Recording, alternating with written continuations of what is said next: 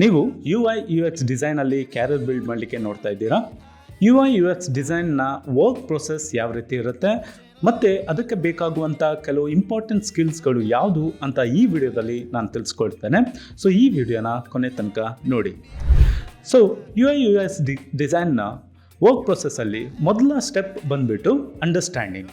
Customer point of view ಅಂದರೆ user point of view ಇಂದ ಏನೆಲ್ಲ ರಿಕ್ವೈರ್ಮೆಂಟ್ಸ್ಗಳು ಬೇಕಾಗುತ್ತೆ, ಯೂಸರ್ ಏನು ಎಕ್ಸ್ಪೆಕ್ಟ್ ಮಾಡ್ತಾನೆ, ಆ ಅಪ್ಲಿಕೇಶನ್ನ ಸೆಗ್ಮೆಂಟಲ್ಲಿ ಮಾರ್ಕೆಟಲ್ಲಿ ಕರೆಂಟ್ ಯಾವ ಅಪ್ಲಿಕೇಶನ್ ರನ್ ಆಗ್ತಿದೆ, ಅಂದರೆ ಕಾಂಪಿಟೇಟಿವ್ ಅಪ್ಲಿಕೇಶನ್ಸ್ಗಳು ಯಾವುದು, ಅದು ಯಾವ ರೀತಿ ಪರ್ಫಾರ್ಮ್ ಆಗ್ತಿದೆ, ಆ ಅಪ್ಲಿಕೇಶನ್ ಯೂಸ್ ಮಾಡುವಾಗ ಕಸ್ಟಮರ್ ಏನು ಫೀಲ್ ಮಾಡ್ತಾನೆ, ಕಸ್ಟಮರ್ ಏನು ಚಾಲೆಂಜಸ್ನ ಫೇಸ್ ಮಾಡ್ತಾ ಇದ್ದಾನೆ, ಯಾವುದು ಅವನಿಗೆ ಇಷ್ಟ ಆಗ್ತಿದೆ, ಯಾವುದು ಇಷ್ಟ ಆಗ್ತಾ ಇಲ್ಲ, ಈ ಎಲ್ಲ ರಿಸರ್ಚ್ಗಳನ್ನ ಮಾಡುವಂಥದ್ದು.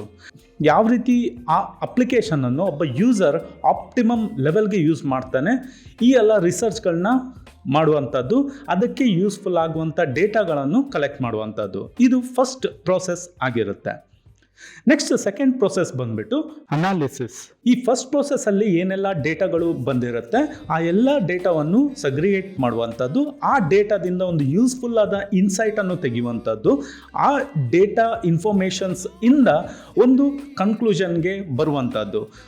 ನಾವು ಯಾವ ಅಪ್ಲಿಕೇಶನ್ ಡೆವಲಪ್ ಮಾಡ್ತಾ ಇದ್ದೇವೆ, ಅದಕ್ಕೆ ಏನೆಲ್ಲ ರಿಕ್ವೈರ್ಮೆಂಟ್ಸ್ ಇದೆ, ಕಸ್ಟಮರ್ ಏನು ಎಕ್ಸ್ಪೆಕ್ಟ್ ಮಾಡ್ತಾನೆ, ಆ ಒಂದು ಅಪ್ಲಿಕೇಶನ್ ಯೂಸರ್ ಫ್ರೆಂಡ್ಲಿಯಾಗಿ ಇರಬೇಕಂತಾದರೆ ಏನೆಲ್ಲ ಬೇಕಾಗುತ್ತೆ, ಈ ಒಂದು ಡೇಟಾನ ತೆಗೆಯುವಂಥದ್ದು.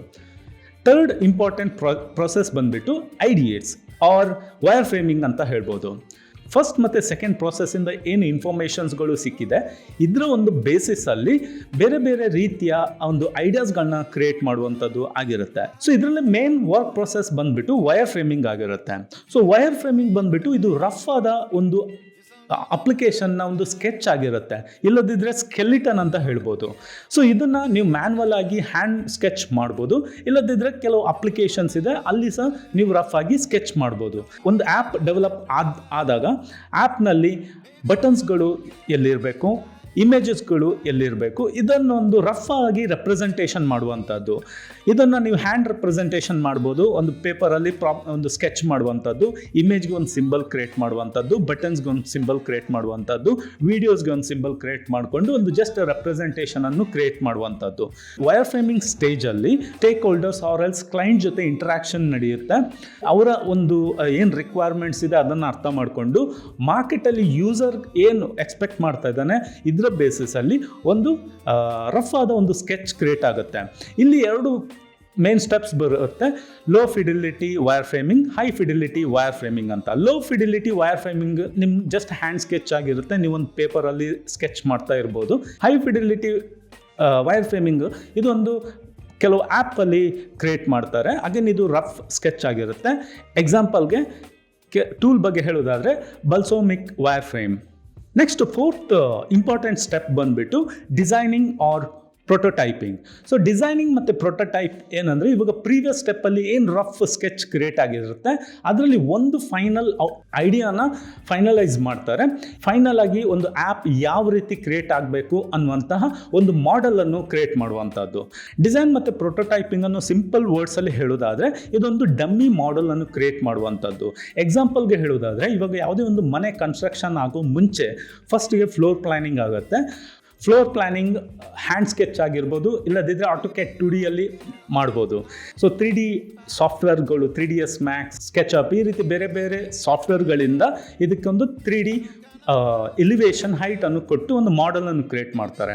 ಸೊ ಈ ಒಂದು ಮಾಡೆಲ್ ಕ್ರಿಯೇಟ್ ಮಾಡೋದ್ರಿಂದ ಏನಾಗುತ್ತೆ, ಒಂದು ಮನೆ ಕನ್ಸ್ಟ್ರಕ್ಷನ್ ಆದಮೇಲೆ ಯಾವ ರೀತಿ ಕಾಣಿಸುತ್ತೆ, ಸಪೋಸ್ ನಿಮ್ಗೆ ಏನಾದರೂ ಚೇಂಜಸ್ ಮಾಡಬೇಕು, ಸಪೋಸ್ ವಿಂಡೋ ಪೊಸಿಷನ್ ಚೇಂಜ್ ಮಾಡಬೇಕು, ರೂಮ್ ಇನ್ನೂ ದೊಡ್ಡದಾಗಿ ಮಾಡಬೇಕು, ಈ ರೀತಿಯೆಲ್ಲ ನಾವು ಏನಂದರೆ ಒಂದು ಮನೆ ಕನ್ಸ್ಟ್ರಕ್ಷನ್ ಆಗೋ ಮುಂಚೆನೇ ಮಾಡೆಲ್ ಲೆವೆಲಲ್ಲಿ ನಾವು ಮಾಡ್ಕೋಬೋದಾಗಿದೆ.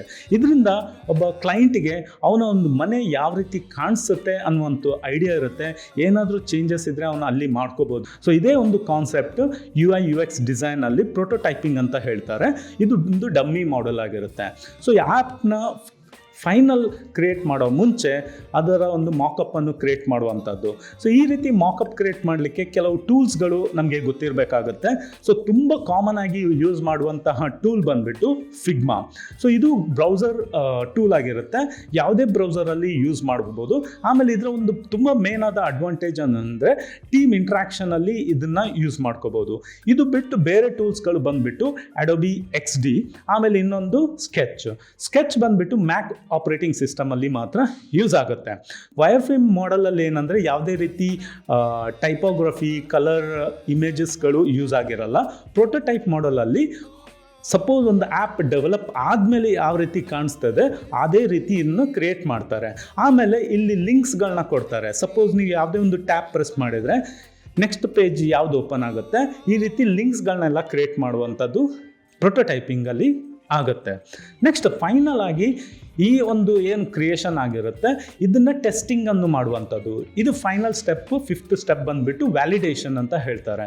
ಅಗೇನ್ ಇದು ಇವಾಗ ಏನು ಡಮ್ಮಿ ಮಾಡೆಲ್ ಕ್ರಿಯೇಟ್ ಆಗುತ್ತೆ, ಇದನ್ನು ಟೆಸ್ಟಿಂಗಿಗೆ ಅಪ್ಲೈ ಮಾಡುವಂಥದ್ದು. ಸೊ ಟೆಸ್ಟಿಂಗಲ್ಲಿ ಏನಾಗುತ್ತೆ, ಪುನಃ ಬೇಕಿದ್ರೆ ಇವ್ಯಾಲ್ಯೂಯೇಟ್ ಮಾಡ್ತಾರೆ, ಪುನಃ ಐಡಿಯೇಟ್ಸ್ಗಳನ್ನ ಎಡಿಟ್ ಮಾಡ್ಕೋಬೋದು, ಪುನಃ ವೈರ್ ಫ್ರೇಮಿಂಗ್ನ ಎಡಿಟ್ ಮಾಡ್ಬೋದು, ಪುನಃ ಪ್ರೋಟೋಟೈಪಿಂಗಲ್ಲಿ ಸಹ ಚೇಂಜಸ್ ಬರ್ಬೋದು. ಸೊ ಏನಾದರೂ ಎರರ್ಸ್ ಇರ್ಬೋದು, ಬಗ್ಸ್ ಇರ್ಬೋದು, ಇಲ್ಲ ಇನ್ನೂ ಇಂಪ್ರೊವೈಸ್ ಆಗ್ಬೋದು. ಇದೆಲ್ಲ ಫೈನಲ್ ಸ್ಟೇಜ್ ಟೆಸ್ಟಿಂಗಲ್ಲಿ ನಡೆಯುತ್ತೆ. ಸೊ ಇಲ್ಲಿ ಇಂಪಾರ್ಟೆಂಟ್ ಆದ ಕೆಲವು ಸ್ಕಿಲ್ಸ್ಗಳು ಒಬ್ಬ UI UX ಡಿಸೈನರ್ಗೆ ಬೇಕಿರುತ್ತೆ.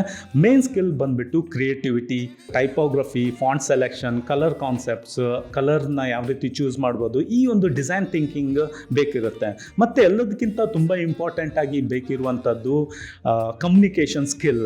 ಸೊ UI UX ಡಿಸೈನಲ್ಲಿ ಅವನು ಟೀಮ್ ಜೊತೆ ಇಂಟ್ರಾಕ್ಷನ್ ಮಾಡ್ತಾ ಇರ್ತಾನೆ, ಕ್ಲೈಂಟ್ ಜೊತೆ ಇಂಟ್ರಾಕ್ಷನ್ ಮಾಡಲಿಕ್ಕೆ ಇರುತ್ತೆ, ಮ್ಯಾನೇಜ್ಮೆಂಟ್ ಲೆವೆಲ್ಗೆ ಹೋದರೆ ಅಲ್ಲಿ ಪ್ರೆಸೆಂಟೇಷನ್ಸ್ ಎಲ್ಲ ಕೊಡಲಿಕ್ಕೆ ಇರುತ್ತೆ.